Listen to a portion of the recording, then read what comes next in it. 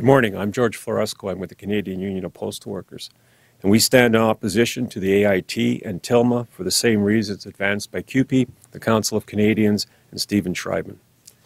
We are especially concerned that the AIT allows provincial governments to put corporate interests before public interests, as BC and Alberta are doing with TILMA. TILMA's private court system will let corporations directly challenge provincial and municipal measures or services that restrict investment in much the same way that NAFTA does. We have some experience with private courts challenging public services under NAFTA. In 2000, UPS, the United Parcel Service, took the Canadian government to private court. UPS claimed that its investments were being restricted by Canada's publicly funded postal network because this network allegedly provided our public post office with an unfair advantage over private sector courier companies like UPS. UPS demanded $160 million in damages from Canadians for simply having a public postal service. But its complaint was much more than money. The courier giant's main objective was to pressure the Canadian government to make changes to our public post office through the back door of a trade agreement.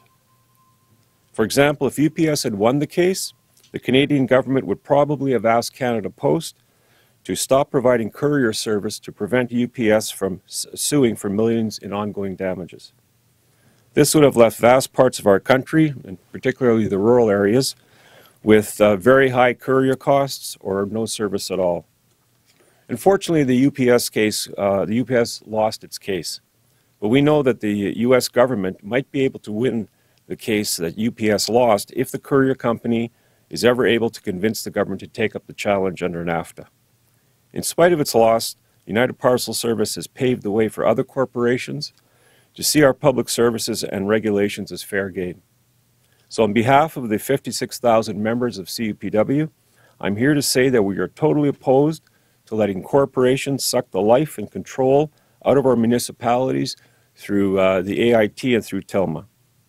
I think we have lost sight of the fact that governments are supposed to protect the public interest. It is absolutely essential for governments to regulate at the municipal level and absolutely insane to give corporations the right to sue our provinces over municipal regulations.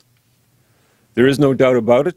Agreements like the AIT and TILMA will put our communities, our environment, and our society at risk, and we stand with a growing number of organizations that think our provincial and municipal governments should be able to work for the common good and not be forced to harmonize standards to the lowest level simply for the good of corporations. Thank you.